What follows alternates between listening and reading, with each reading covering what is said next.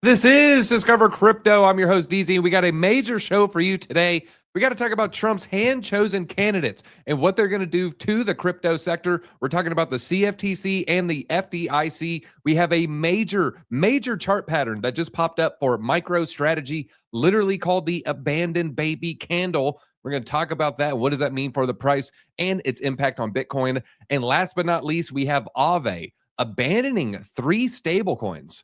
And so we need to flee these ecosystems, or do we? I know what I'm going to be doing. I'm going to share my thoughts on that. Thank you for joining, everybody. Smash the like buttons as you come in. Let's go ahead and just look at Bitcoin's price here. A lot of action on the 5-minute chart.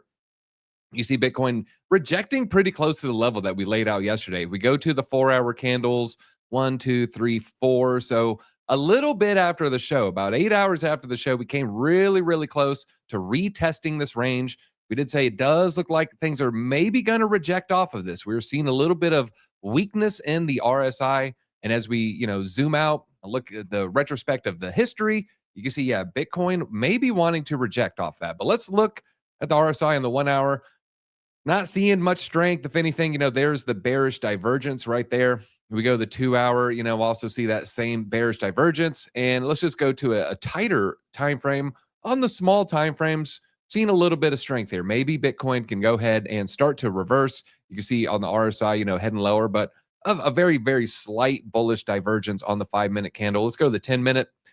We don't see it on the 10-minute. So we're really talking about the short-term time frames here. Maybe we're going to see a little bit of a reversal. I do like seeing the engulfing candle. We have a bullish engulfing candle on the smaller time frame. And I think on the daily, we have a pretty good bullish engulfing candle from 2 days ago.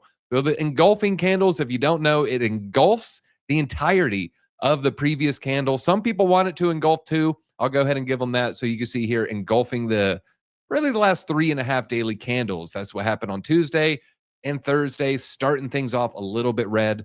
8 hours to go left in this daily candle here. And we go the 4 hour. This 4 hour is going to close in 26 minutes. So maybe we'll come back and test it in a little bit. We'll also look at some of your favorite altcoins. Let us know what altcoins you want us to check out. And again, smash the like button if you like the DZ episodes. I got the ultimate breakdown for Trump's hand-chosen candidates, a more detailed breakdown than you're going to get anywhere else on YouTube. No one is doing the analysis. No one's pulling at the strings behind the scenes like DZ, like the Dezonator. Let's see here. When Moon. Well, I think the full moon's 2 days. No, I don't know. When Moon soon, about tree fitty from now. Days, hours, minutes. Who knows? People want us to look at H bar. Maybe we're going to look at H bar here. There's a lot of barbarians in the chat there. ADA, not as bad as XRP. XRP is a bunch. All right. Now people are just throwing out reckless allegations. And my thoughts on AVAX. I have a patented chart that nobody looks at here. And it's a little bit frustrating. It's the AVAX ETH chart. Now, this one might have, no, this one you got to do. Oh, yeah, there is. There is one on Binance. Sometimes you got to do the USD. Sometimes you get a little cheat code there. Are you kidding me? I promise you, folks, I have not looked at this. Oh, man. Last time we said it's testing the middle of this freaking range. I didn't realize it's been testing the middle of this range for 56 days at this point. So maybe even a more important chart than I originally suspected. This is AVAX priced in ETH.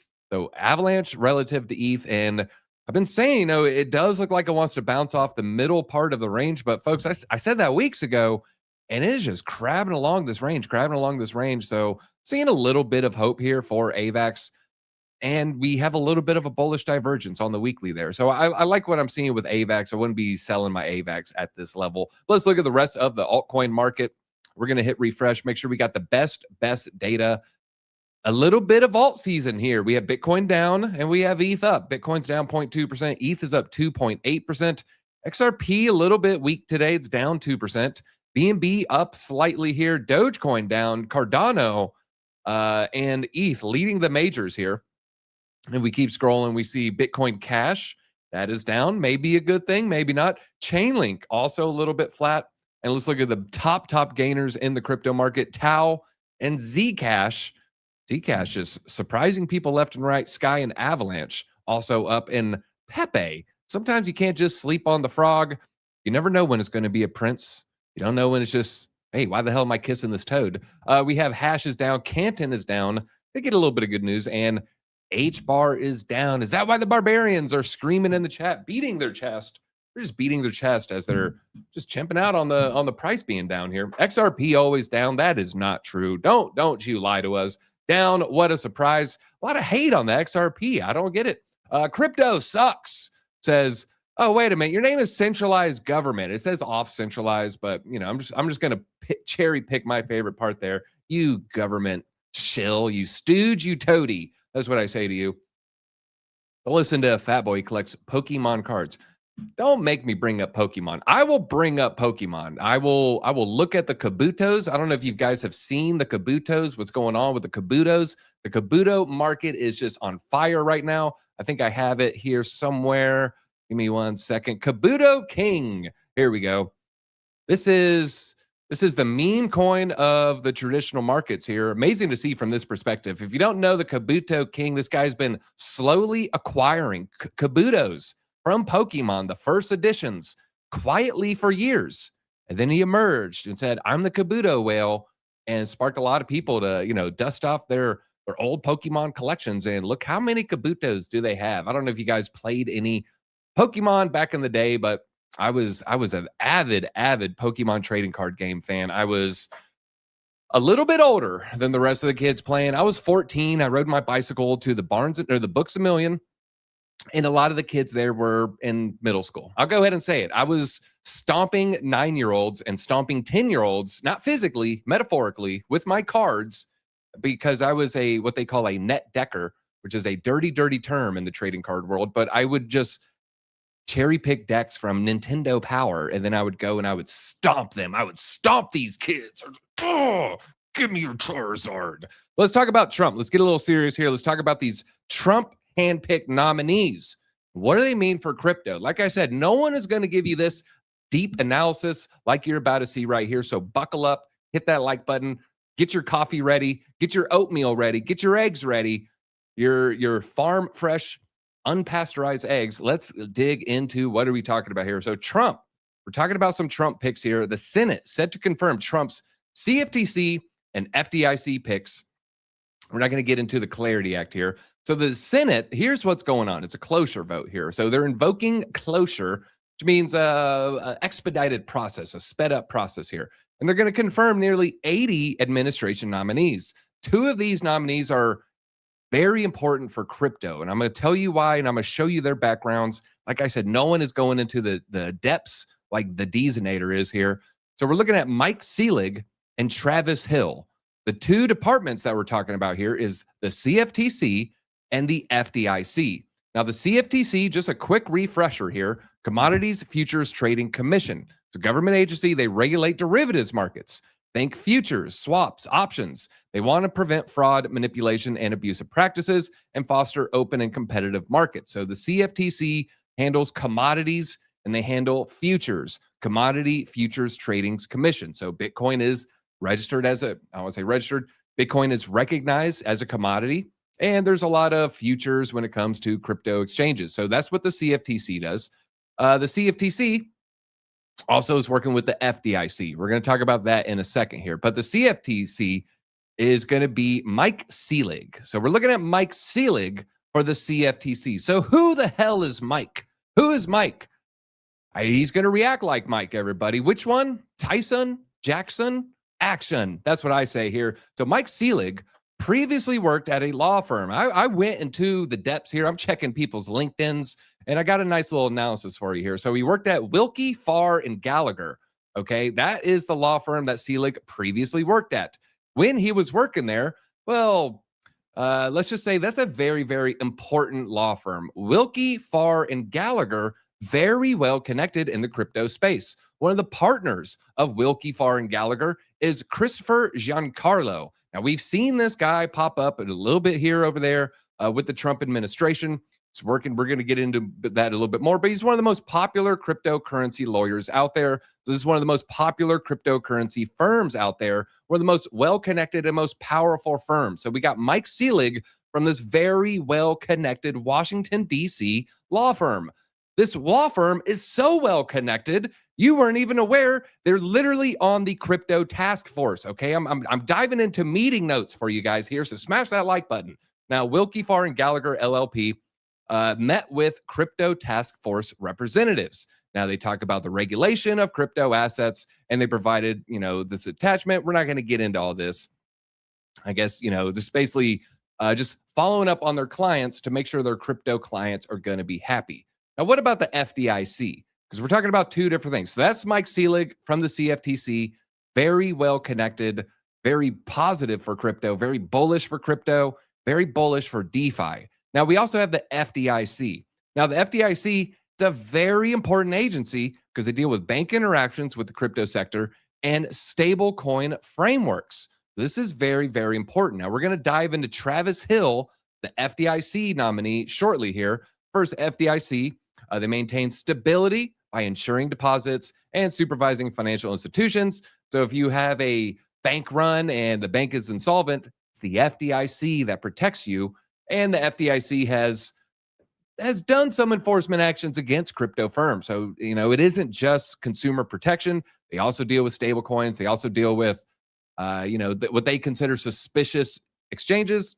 I think FTX can, fit that description for sure. But the FDIC pick is going to be very, very important. So Travis Hill, he's already the acting chairman.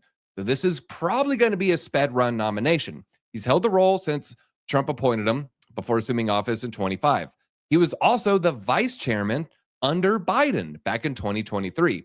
Under Hill, they've taken steps to relax their crypto regulatory oversight.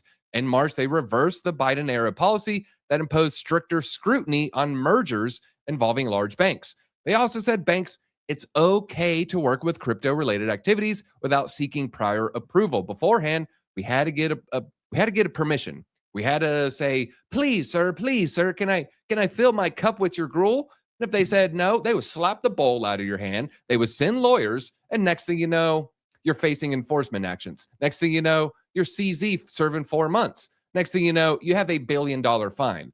Now, some people have navigated the waters cleanly. Say Jesse Powell has, but some, like CZ, has ended up doing time. Now, if you look at Travis Hill also has experience in the private sector. What experience does he have? Well, he's represented Barachain. That seems pretty important. He also represents the developer of Cardano, IOG. So maybe Cardano is going to have some bullish news from this. He also works with Israeli crypto trading platform eToro, as well as diamond-based commodities here. So very interesting and well-connected background. That's all I'm going to say about this FDIC head here. So this is looking pretty bullish to me, pretty bullish to me. So go back to the article. Travis Hill, very bullish for crypto. Mike Celig, very bullish for crypto. And I would say specifically, very bullish for exchanges, very bullish for DeFi, and probably very bullish for everything that Trump was touching here. Now, Travis Hill's, he's very bullish. He says simply banks must manage risk while facing no categorical limits on cooperation with crypto firms. So this is a very, very pro-crypto duo coming into the administration. This is very bullish for crypto. I don't think you learn more about these two candidates here now than you will, period. So please, again, I know I keep shilling it, but smash that like button, everybody. And this is just a great assessment of everything I've just broken down. So basically, after the most brutal down only, Vanguard, Bank of America, Charles Schwab, with literal trillions in asset management, all decide to embrace crypto and shill it to their millions of clients in the last 48 hours. They really stole everyone's coins and ran with it. Keep talking about the fundamentals. We've never had better fundamentals. I think you could say that year after year. But now we're looking at around the corner, a groundswell of pro-crypto policies, groundswell of pro-crypto candidates. And this is just going to have a very pro-crypto regime over the next couple of years. And we're entering looser monetary policy. I am choosing bullish. I don't know about you guys, but that is how I am feeling. Is it coordinated? It is definitely coordinated, everybody. The switch is about to flip. They've been flipping for a while. And you know what? That's why I had the electrician come over. I had the electrician come over so I could save the bull market. So I hope you appreciate that, everybody. And we're seeing banks, they're still not stopping the FUD. They still want to get your coins cheaper. They want your cheap Bitcoin. Do not give it to them. Do not sell it to them. Maybe the time to sell was above 120. Right now, I don't think that is the time to sell. We are going to look at the Bitcoin charts a little bit more in a little bit, so you just stick around for that. We have Citadel challenging DeFi framework and a letter to the SEC. It's pissing off a lot of people in the crypto space. They told the SEC that certain DeFi protocols holding equities, they can function like a broker-dealer because they're matching buyers and sellers, not with the person, but with the smart contract, with code, just by writing code, putting it in the internet, and then all of a sudden someone interacts with that code. Well, guess what? Now you're a broker dealer. I just wrote some ones and zeros, dude. I just typed out a little JavaScript. I am not the broker dealer that you're thinking here. Now, Citadel said any exemptions for DeFi should follow a formal rulemaking process. Well, who's going to be at the spearhead of that rulemaking process? At the tip of the spear, hope you're ready for this, it's Elizabeth Warren, okay? She's trying to shove the tip of her spear up your know-what. They want to force this, let's just say, a moat around these big banks, around these large financial players. BlackRock, Bank of America, Merrill Lynch, they don't want competition. Bank of America doesn't want to pay you more for their savings account. Citadel doesn't want their clients. They don't want any of this stuff. They don't want the democracy of crypto to reach you because they don't want anyone else to have success except for them, except for their inside cronies, except for the fat cats. And then we have Larry Fink. He was on stage yesterday. Brian Armstrong calling Bitcoin an asset of fear, but he did soften his crypto stance a little bit. Now, I do have a video. I guess it's only, 40 seconds here?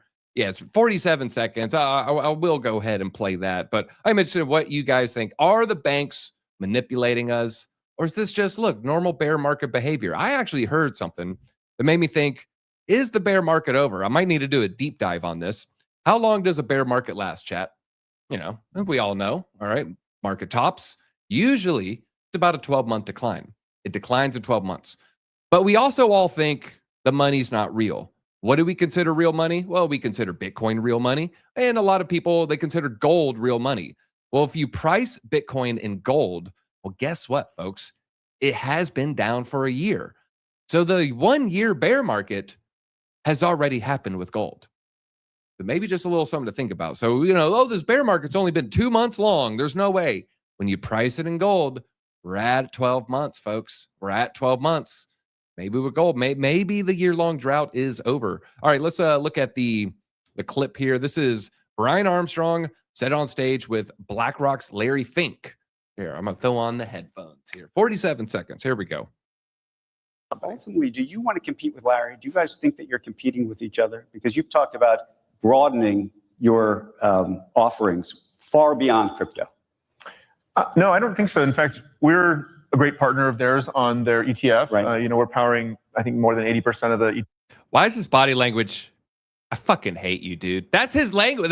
Sorry, excuse earmuffs there, but it looks like he hates Brian. We're powering, I think, more than 80% of the ETFs for crypto in terms of custody and trading.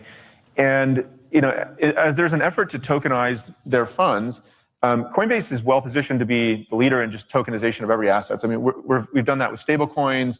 You can look at it happening now in various parts of the world with stocks. It should be happening with every fund. And what we want to do is actually market their products to our customers, the $500 billion of assets that you mentioned for retail and institutional.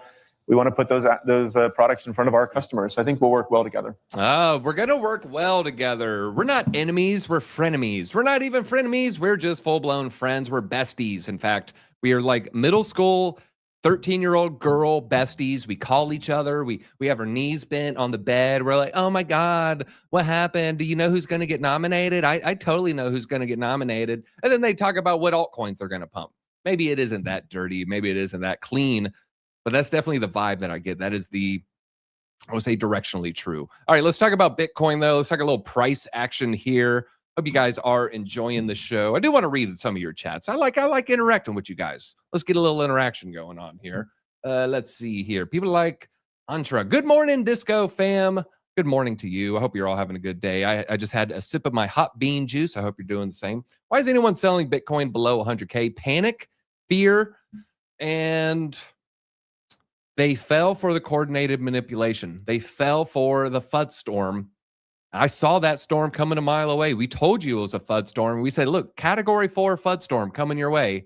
Here's the time to take profits. Here's the time to deploy more capital.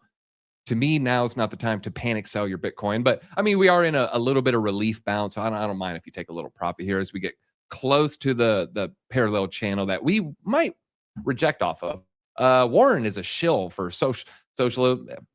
You know, I saw someone say socialism has worked, but only one time. Like, no, it hasn't. It's never worked, folks. It always ends up with teenagers hunting cats in the street because they're starving. That's where it ends up. Is that what you want? No, I like my neighborhood alley cats. Does my neighbor feed them? Yes. Does she need to stop? Probably. But I don't want to go out there and eat those things. They seem pretty nice. They hang out under my car when it's cold. Let's see. I ran out of ramen, damn it. Well, more ramen equals more Bitcoin. So nothing wrong against eating ramen. What I think about alt season, done a couple videos on this. I do think quantitative tightening ending usually leads to quantitative easing within, less than 100 days. Sometimes altcoins take a little bit of time after that, so it might take a little bit of time for a while. Socialism is Lord of the Flies. Yeah, in socialism, the powerful take control, and they say it's for all of us, but, it's like, hey, how come you got the big piece of chicken, I'm sitting here eating the scraps. I thought we were all equal. That's so. Look at collectivism of the Soviet Union. Joseph Stalin also didn't work in China too well either. All right, look at this guy. He's the super. Yeah, he does look. Yeah, Fink does look like a lizard person super villain. I will give you that. The Lex Luthor or Chris. Look, you better not be talking about my bald brother Brian Armstrong. Nothing wrong with Brian. I like Brian. We like Brian. ADA to 75 cents by the beginning of next year. No, but I do think it's going 75 cents sooner rather than later here. Trump's investment accounts are socialism. Sure. I'll give you that. All right, let's talk about Bitcoin's strongest trading day since May, cueing a possibility for a rally to 170K. Are you tired of winning? Bitcoin gained almost 6% yesterday, the biggest daily, or the day before, the biggest daily return since May 8th. As it unfolded, a bullish golfing pattern formed. We talked about that on the daily. This is the first significant structural shift on the daily chart of the entire fourth quarter.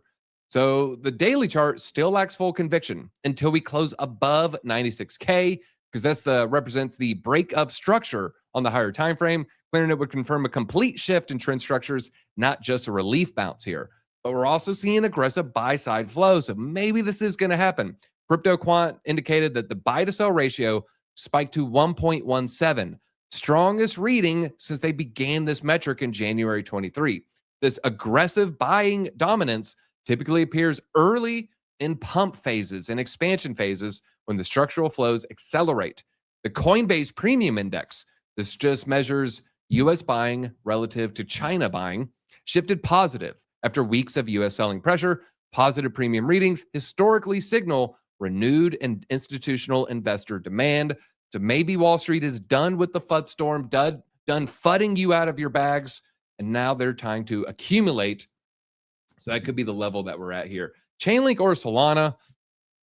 I mean, I have a big bag of both. I've been buying Chainlink lately because I thought $11 Chainlink was just a better upside relative to Solana. Solana, I'm still pissed off.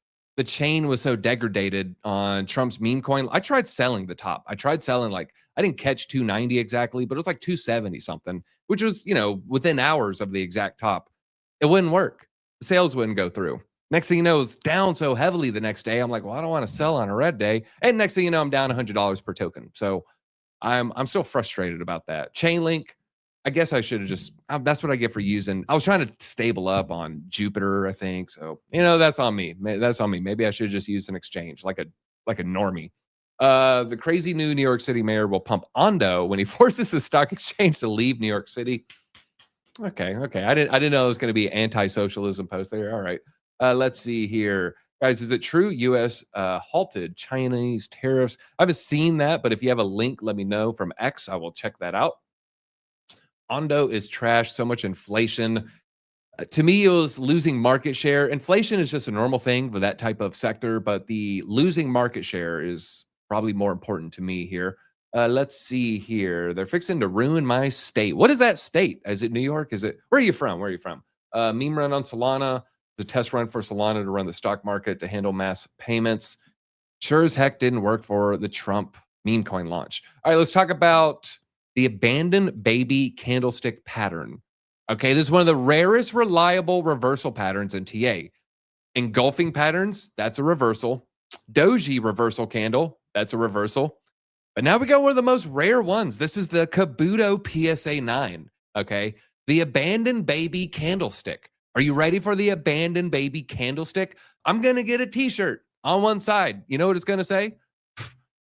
Proto-dank sharding. But the front is going to say abandoned baby candlestick. Let me know if you're interested in getting that t-shirt. Maybe I'll make a hoodie. Generally, you only get this once every 5 to 20 years for a single stock. Let's do the breakdown here. Open in a new tab. Boom, boom, boom. Here we go. All right. I think you can read it here. Abandoned baby breakout. Empty space, gap down. Okay, so we're talking about the red candle to this green candle. You got an empty space and then a gap down. It forms between the low on one day, this red candle, and the high on day 2, this green candle. So first step, you need this gap right here. On day 3, a gap up forms between the top of this green candle here and the low of this third candle here. So you need this gap on the right to exceed the gap on the left. On day 3, if we rise above that, a breakout forms. So this is the abandoned baby breakout pattern. This is posted now. So I think this is some funny posts here. MicroStrategy just printed a once in 520 year abandoned baby pattern, and you're bearish. Chat, let me know. This is what Michael Saylor posted. I'm kidding. I posted this. I'm kidding again. I made this. I did make this. Should I post this? Yes or no?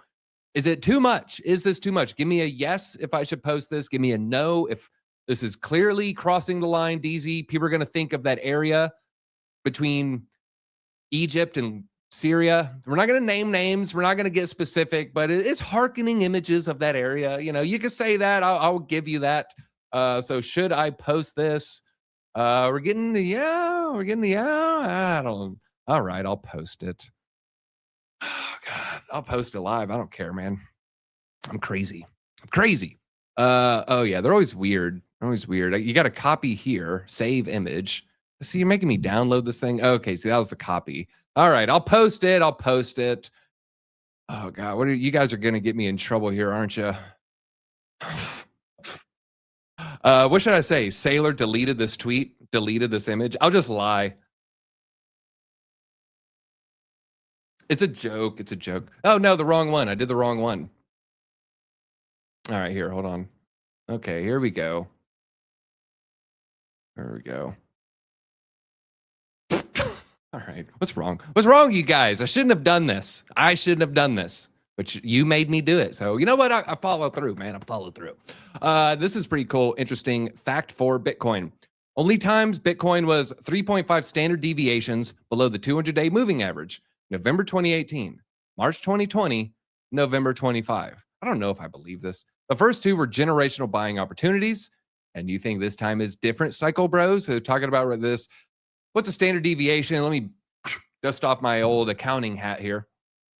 Okay, so when you're looking at a standard deviation for a 200-day moving average, you're just going to look at the 200-day moving average, and you're going to look at the last 200 days. That makes a lot of sense. Okay. You'll get the average of how far away we are from that line. So like on day 1, we're 5% away. And day 2, we're 10%. Day 3, we're 0%. So you get the average and you're like, on average, we're normally 5% away from this line. So a 3.5 deviation would be, okay, we're 17.5% away from the average. That's the breakdown of a standard deviation. Sorry to bore you with the numerology. That's not numerology, I know. Sorry to bore you with mathematics, but I think it's important we understand the terms that we're talking about here. 200 days, you see the moving average. Below the moving average, saying we're pretty far away from the average. I don't know if I buy this. In fact, even if you go in the comments, people are like, oh, it's not 3.5. I've seen as high as 3.7, as low as 1.2. I'm like, the math is the math. I don't know. Maybe they're looking at SMAs and EMAs, but it still wouldn't make up for that big of a difference there. But this is historically, great buying time, except for the bear market deviation. Like, buying here, was that great? It was great right here, but was it great right here? For a short period of time. It was a great move for 71 days. It was an okay move for 100 days. And then it was a shit move for 1,000 days, 500 days. I'll actually break it down for real.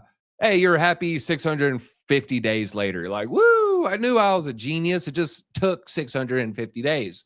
So, standard deviation 3.5. I don't know about that one, but standard deviations, this bull market has historically led to a nice little pump there. So maybe something to think about there.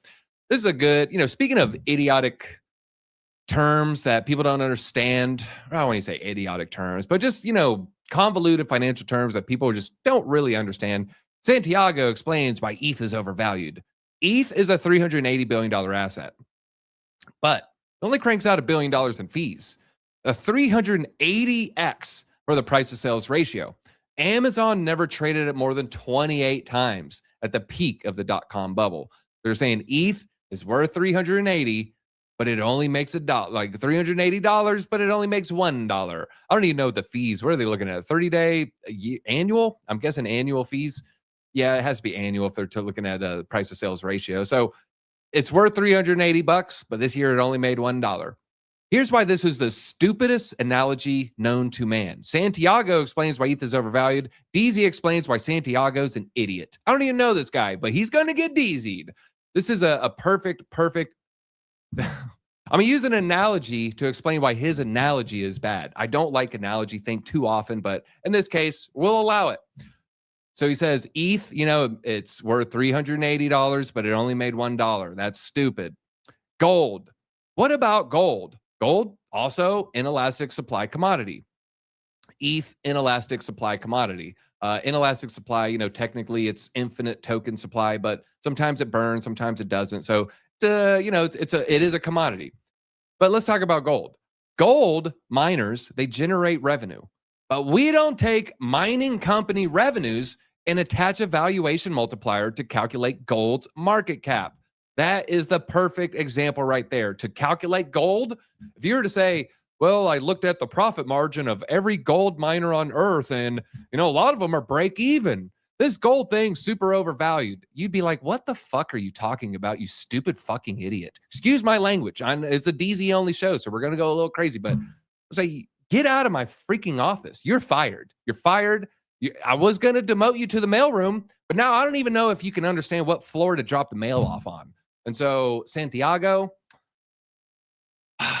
you're fighting ETH with a stupid metric and a stupid analogy. And for that reason, I can't listen to anything you ever say for the rest of your life. I'm kidding. But yeah, that's a little bit much. It's a little bit much. Here we have Hyperliquid. I thought this was interesting. I'm not going to play this whole thing. It's 1:07. We have people. This is just Atlas Merchant Capital CIO, Chief Investment Officer, and founding partner. We have traditional button-up finance bros going on CNBC talking about Hyperliquid. When you watch the clip there, should we watch it? No, let's not watch it. He basically just says, look, it was a small team, and this small team making like $1 billion, and they started with no money. And this is the promise of crypto. And so people are going to see the promise of crypto, and they're going to say, oh, it's the blank, but on the blockchain. Oh, it's Google, but on the blockchain. Oh, it's Amazon, but on the blockchain is YouTube, but on the blockchain. This is, New York Stock Exchange, but it's on the blockchain. This is going to be a continuing narrative. They're not going to just stop at, oh yeah, it's like the New York Stock Exchange on the blockchain, and it's more profitable than anything. TJ brought this up yesterday, like Hyperliquid, very, very profitable company. Tether, the most profitable company per employee on planet Earth. It doesn't even seem like it's close. And so this is a strong narrative that Wall Street wants to get behind.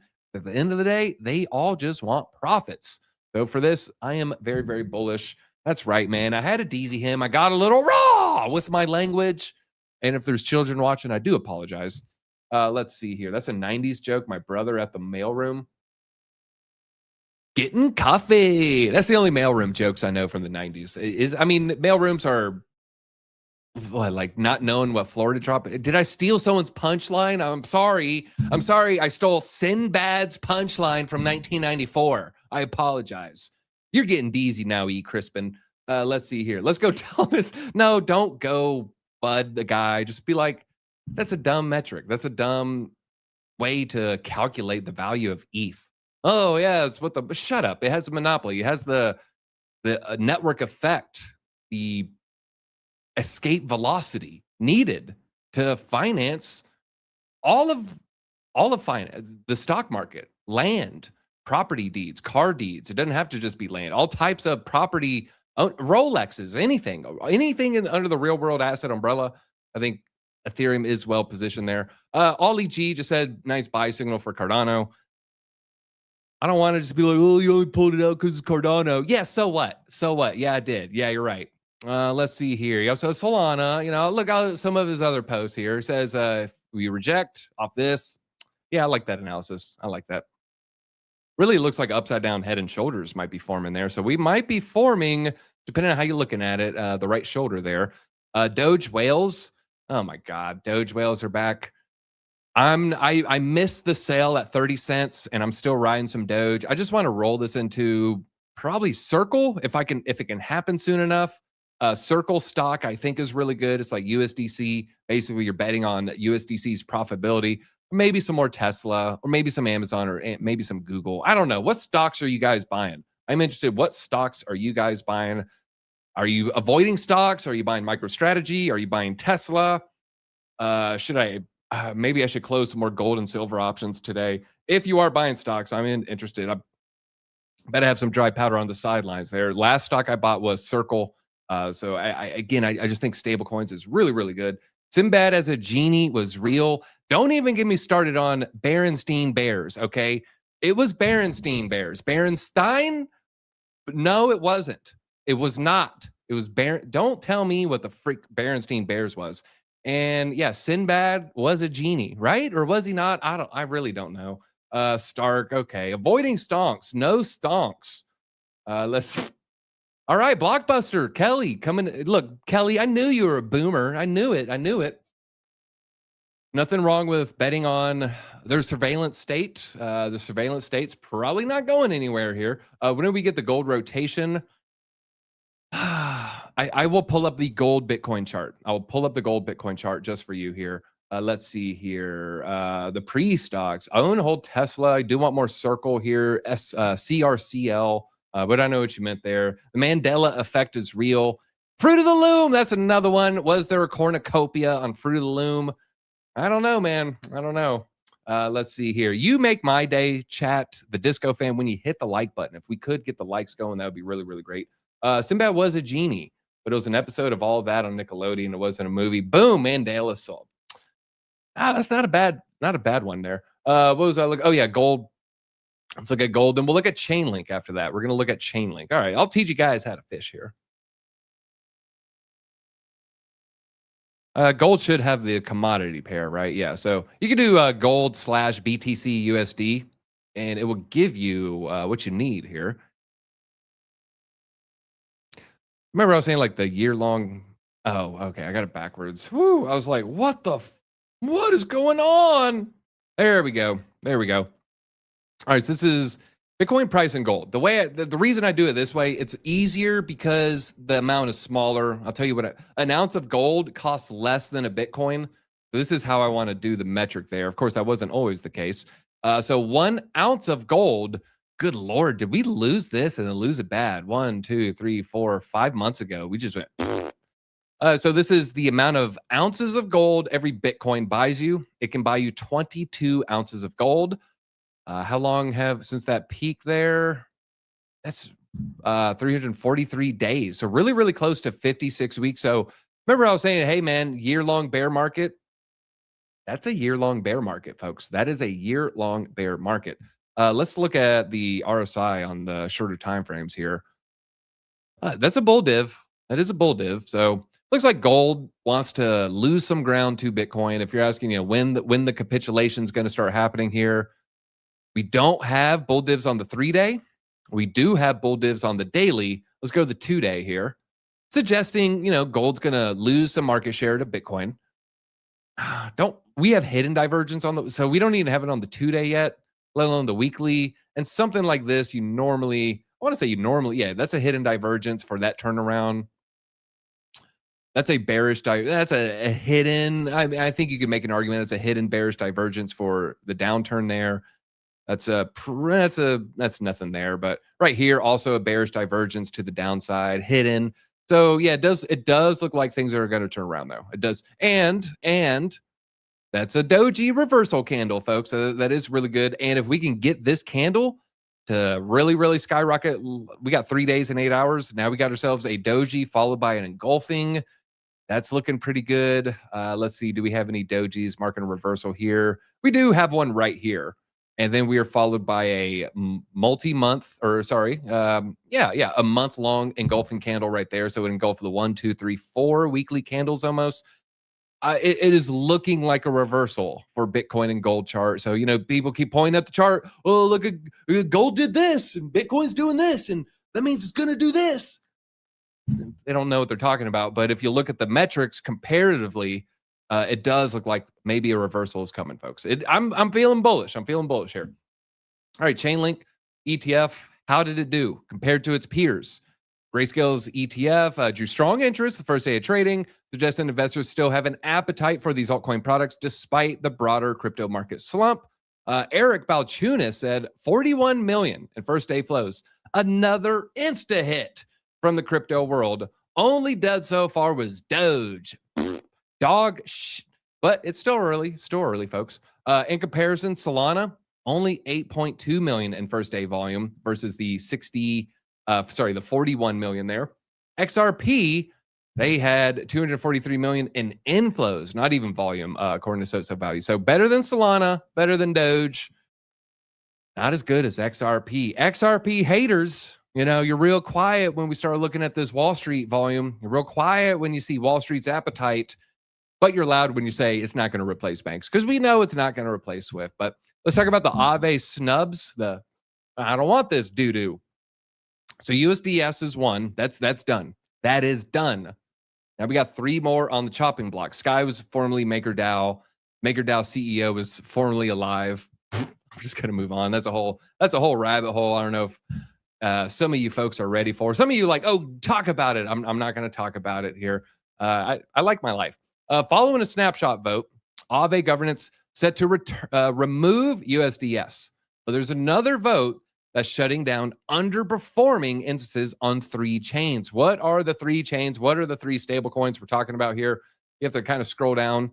ZK Sync, Metis, and Sonium. Look at the numbers here. So these are the 3 chains. I don't think anyone was really bullish on Sony. I mean, I don't even know if you can get Sonium exposure. Yeah, I had the altcoin for Sonium's top DEX.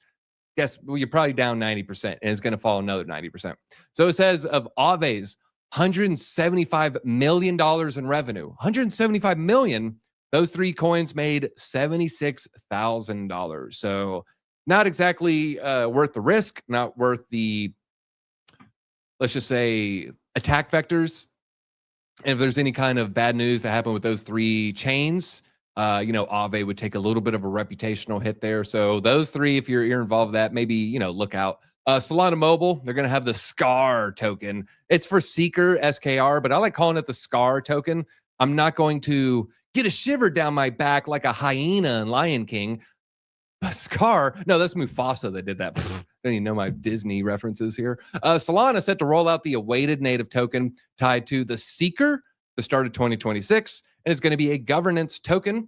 The SCAR token will have a total supply of 10 billion tokens, 30% for airdrops, 25% for growth and partnerships, 10% for liquidity, 10% for treasury, 15% for the phone, and 10% for Solana Labs. That's the mobile phone's parent company there. So if you have a phone, get in the system, and I would not be surprised. You got to act fast you got to be fast. You got to be quick. You got to be Usain Bolt on steroids. I think now is probably a good time to get Seeker phone related meme coins, but you got to watch it like a hawk, and you got to sell it the second you got profit, the second you're up. Don't wait for the moonshot. Don't wait for the 50X. I'm not going to, oh God, should I do it? Should I look into it? I really think there's going to be some runners on there. So just, don't deploy more than you could risk losing, because, they might they'll rug on you in a heartbeat. But I think it's going to be a very bullish narrative moving forward, folks. UK being called a police state here by Elon Musk. And I can't really get into it because of the tough language of the post there, but and the crime of the person. But the ballpark was a judge released somebody who did SA on a 14-year-old, a child, right? They harmed a child in the darkest way possible. A judge released that person because of overcrowding, but they gave someone 33 months for a Facebook post. The Facebook post didn't have a picture, didn't have AI imagery. It was just a sentence. And it said, if you do this, you're a this, it was tough language, it was coarse language. But they released the hardened criminal to, jail somebody for a Facebook post. And so he said the UK is a police state. Bitcoiner, Peter McCormick, hot take. This is just silly. This is a stupid sentiment from Elon here. He thinks just because we've criminalized speech, logged non-crime hate incidents, rolled out mass surveillance, expanded their powers, added facial recognition, censored the internet, took away jury trials, pre-crime policing, cracked down on protests, toughened another act, pushed digital ID, central ID systems, politicized policing, and quietly sidelined democratic oversight, that we're living in a police state. Calm down, mate. Government is keeping us safe from ourselves. That is what they want to do in a nutshell. They want control, they want power, and they're going to slowly boil the frog until next thing you know, you're like, why did I like the Patriot Act 30 years ago? Oh, this is bad. They're watching me, and they're watching my every move, and they froze my bank account, and now I can't even leave my 15-minute city, and I don't want to eat cricket protein. I don't want cockroach milk. I don't want these things. That's what they want you to want. They want you to hate a cow. And I refuse because I like steak. I like beef. Light arrow pump right now. Should I sell? I mean, damn, that's a tough question, man. I don't know your financial situation. You're like, I have rent due. Well, then, yeah, you should. But I don't know if that's what you're talking about here. Pump. I mean, looking at the weekly is like, is that where you want to? I don't like that. Oh, I do like that. All right. Remember we were looking earlier. We don't have a bull div on the 2-day or the 3-day. We barely got it on the daily. We got a bull div on the 3-day. So to me, this is not looking crazy from a risk reward perspective. That is hot though. That's heated. All right. So we are reversing on the 4-hour RSI with no bearish divergence. Go down to the 1 hour. We do have the bearish divergence. So if you're in like a little quick spot trade, Sure. Take some profit there. It does. No, here's the thing though. I mean, bear divs can just keep going and going and going. And it's like, it creates another one and it creates another one. Then there's one on the 2 hour, then the 4 hour. And you're like, when's it going to reverse? Right when you give up. That's when it reverses. It reverses when you give up, when you capitulate, when you run out of capital. That's when it happens. We do got a little Japan story. I just did the quick breakdown here because this is a long ass post. We're not going to get into all that, but it's just a good explainer of the Japanese yen carry trade. This is a chart that is about to end. It's a little hyperbolic. The global financial regime that kept the entire world artificially stable for 30 years. Japan is the last pillar to crack. Why? The cost of time is being restored. They said with their low rates, they denied the cost of time. And the entire global system was built on the assumption that time had no cost. Why did time have no cost? Well, Japan was the permanent zero-rate furnace, keeping long duration artificially cheap everywhere, aka removing time as a variable here. Things should go up with time with money printing. So the Japanese government bond market is the most dangerous asset in the world, as the disco fam.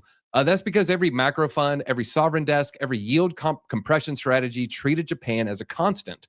When the constant starts to move, the system built at the top crumbles. The Bank of Japan has already lost control. Not publicly, officially, but they have structurally. So the only remaining path is inflate the debt away. The system level truth, the final confirmation that the world is exiting the zero era. And they look at the Japanese bond yield, this monthly chart here. How come you don't ever see that?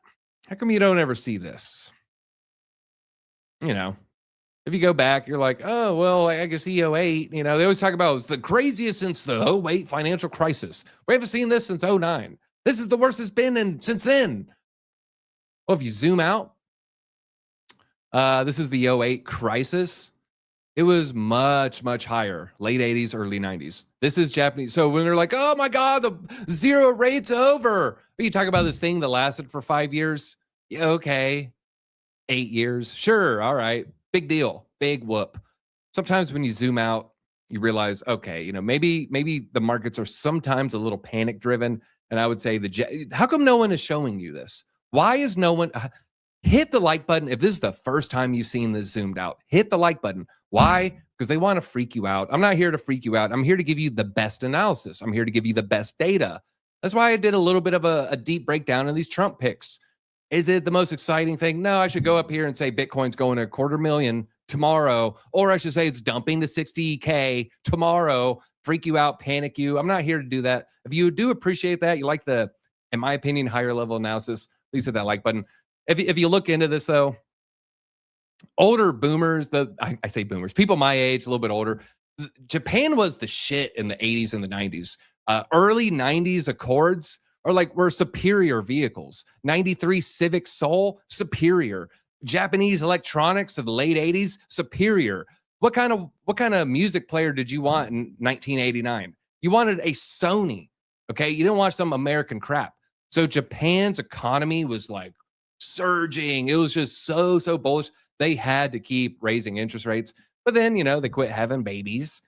And then I got all types of theories on that. And also, you know, they had to constrict their money supply. Then they kind of got a little bit greedy off the artificially low rates, outside capital coming in from America, from China, from Russia, from everywhere, from great UK.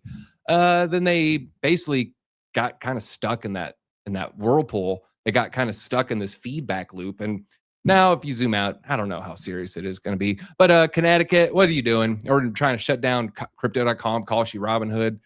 Connecticut, you're like the new New York. Do better, Connecticut, do better. And I did the research there. So, you know, it's an interesting read. If you really want to understand the Japanese, I'm like sitting here asking follow-ups and stuff, but I was going to do a little bit. I don't need to get into all that, folks, but hit the like button if you do like the show that we put out today. I'm going to be working on the gold narrative. I really think there's something to year-long bear markets, but you price it in gold. We're literally at a year-long bear market. So is it going to pump in gold terms? Potentially, folks, potentially. If that's what you hit that like button on the way out. Enjoy your anime and your ramen. Enjoy your One Piece. I'm like 70% done with One Piece. I can knock an anime off the bucket list. That's like a whopping 2 that I have finished at that point. Casio, Japan's electronics were just superior, folks. Everything they were doing was pretty superior there. For a period. Hitting the blockchain basement next. So go. Oh yeah, basement. The basement might be back, folks. So if you want to enjoy the basement, you want to get a little grungy, come hang out in a little bit. That's all I got, folks. We just wanted to take a quick second to shout out our sponsor, Arculus. They are a cold storage hardware wallet, helps you secure all of your digital assets for the future. Just tap this thing to the back of your phone and boom, you're in. We wouldn't be able to do this without them, but also wouldn't be able to do this without you guys, the Disco fam. You've supported us a lot over the years. If you want to support the channel now, just use the code DC20. It gets you 20% off this card. It's the #1 way you can support this channel going forward. Thank you for your support. We'll see you at the top.